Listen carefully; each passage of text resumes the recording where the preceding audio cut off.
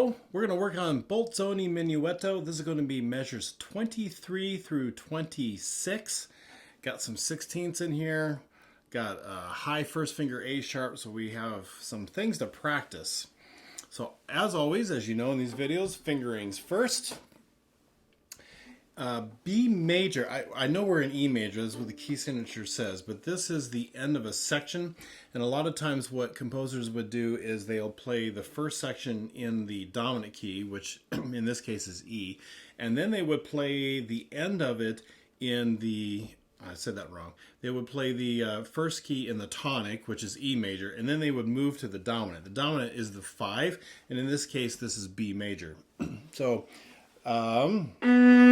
we got the B, C sharp, D sharp, E, right, F sharp. We do get up to F sharps. We don't really keep going after that. So I'm just going to stick to this. Come back down, D sharp, C sharp, B. And then A sharp, B. But then listen, let's go back down to A sharp, G sharp, F sharp. So viola is not my primary instrument, so I'm always working hard on trying to be in tune. Right?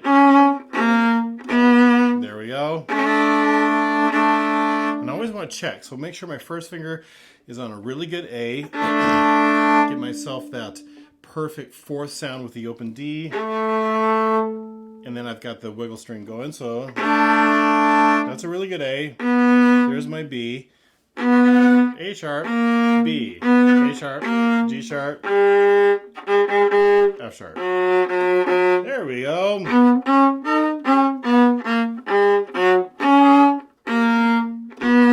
Okay, so we kind of got that. So really the hand frame is going to be this, but my first finger is not on a normal first finger. It needs to scooch up for A sharp in that first measure.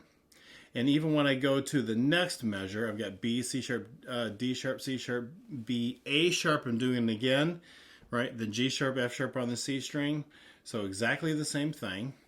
Can't play open Gs. That's really important that you're aware of that. And this is why we're playing fourth finger G sharps. And so the measure 24 is noodling in the same hand frame.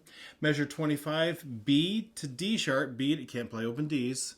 And mark all of these. If by now you haven't figured that out, you can't play the open G, the open D. There's sections you can't play open A, but here we don't even get up to the A. So just be aware, right? Mark it if you need to. Put 4s above it.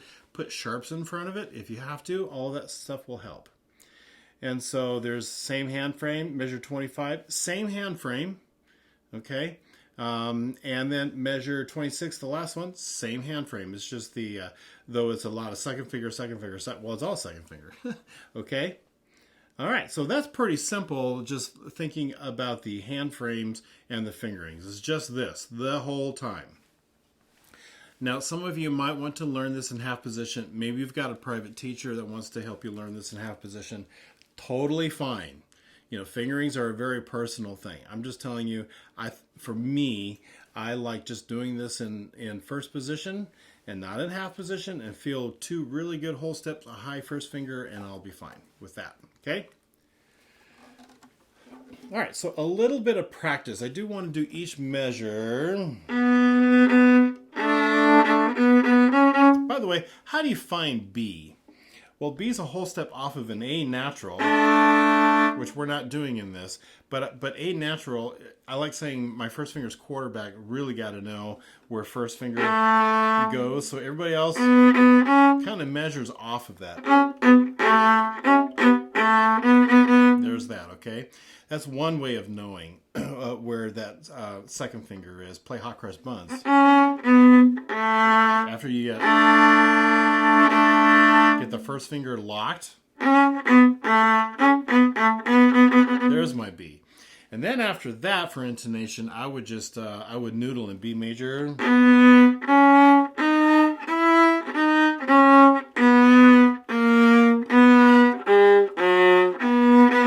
And all kinds of songs or whatever, or just noodle in the scale to really get that particular scale in your ear, okay?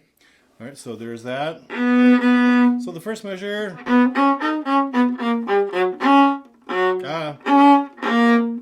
that's an A sharp. I'm going to mark that. I don't know why I string crossed. Yep, mark my music too. It's called annotating. Fix it. Mark it up. Clean music is no fun.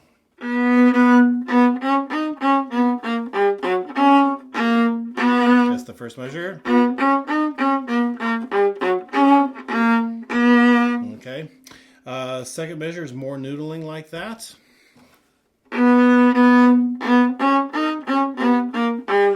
Alright, it's the same, right? No. Alright, so we got G sharp, C sharp, and then B. Alright, so after we kind of get that little lick figured out, and then I think 25 is pretty simple. Alright, here we go. Metronome. Let's just do measure 23. 1, 2, 3. I should have slowed it down, right? Yeah, I should have done that. Let me do that. Let's put it on 70. Let's go 10 clicks.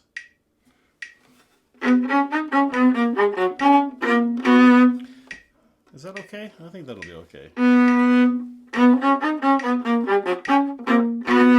Ready and go and. Ready and go and. Measure 24. First two beats are the same. Just know that the beat 3 is different. Ready and go and. Ready and go and. So I wanted to string cross for that rather than a 4-finger G sharp, that is. So I'm going to mark it as a 4-finger G sharp so I don't do that again, hopefully. Sorry, I'll start with you. Ready and go and. Ready and go and. Ready and go and. Musicality, I forgot to mention that. Just there's these crescendos, but when you play the G sharp in that measure, back off. So just really back off nicely for it. Okay, measure 25. So no more 16ths.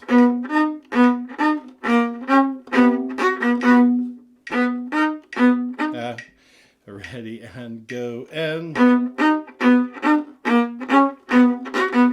Yeah, that one's pretty simple. That's at 70. All right, let's pick it up 2 clicks. I always like moving 2 clicks. When something's really, really hard, I literally will get it at a metronome marking and I'll move it 1 click until I can get it, then move it 1 click. Really, really good discipline. I'm training my fingers.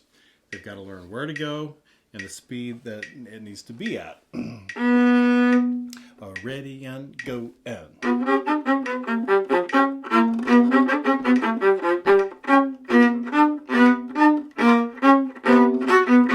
Yep, started getting a little out of tune. What happens with me is when I really stretch to play G sharp, F sharp, my whole hand just wants to gravitate up a little bit. And so when I go back to B, I tend to be a little bit sharp.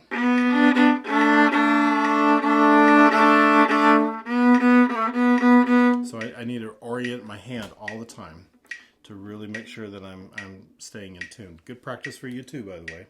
Why don't you try that? Here's the, and now the B. Okay, here we go. Ready and go.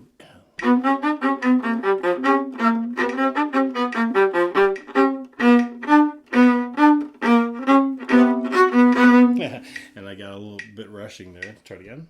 This is quarter at 72. We're ready and go and.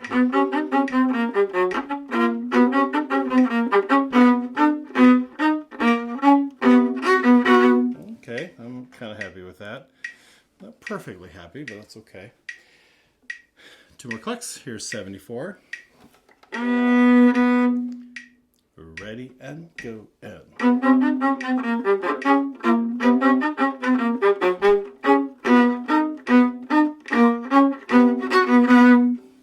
Try it again. Ready and go and.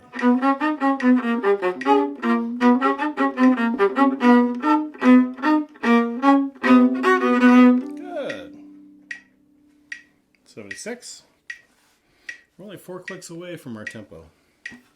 Ready and go. And. Oh, messed that up. So in the first measure, I go to a C sharp, so I've already got used to that string crossing. But in the second measure, I need to stay on the C string and play G sharps on beat 3. That's what messed me up.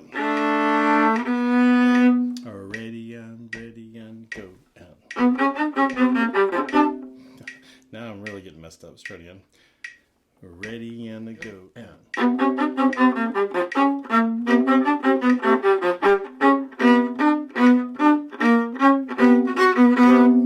That was 76. That's not so bad. There's 2 more clicks. This is 78. Ready and go. And.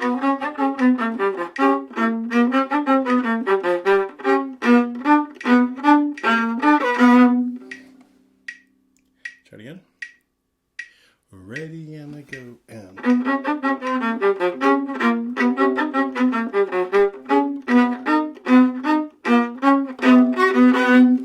Okay, I'm going to go check something real quick.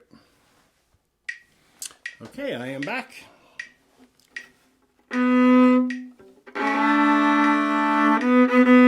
Ready and go. And.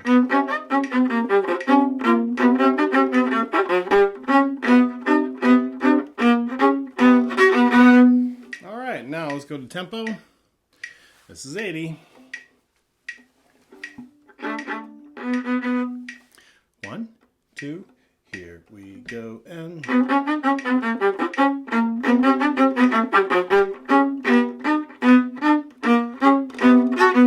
Not bad. Try again. Ready and go. And.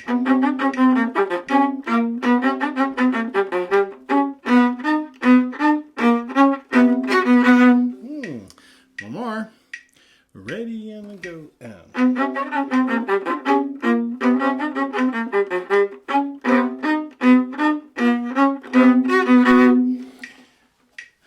So there's that. I still need to practice it more to make it really solid, and you should too, by the way. What you can do is you go repeat the video, find the practice section, and just loop that several times and practice along with me. Before you know it, you've spent several minutes on a very specific spot. I don't know about your practicing, but I think sometimes we just tend to play only the stuff we know how to play. That's one problem. Or we tend to play the stuff that that's not even related to our orchestra music just because it's fun. It's fun to play. Totally get that. But we also need to make sure so that we can contribute to our ensembles really well, that we find really specific spots and work hard on them. So I hope you've done that with me and continue to do that, okay? I will too, by the way. All right, hit subscribe, and I'll see you on the next video.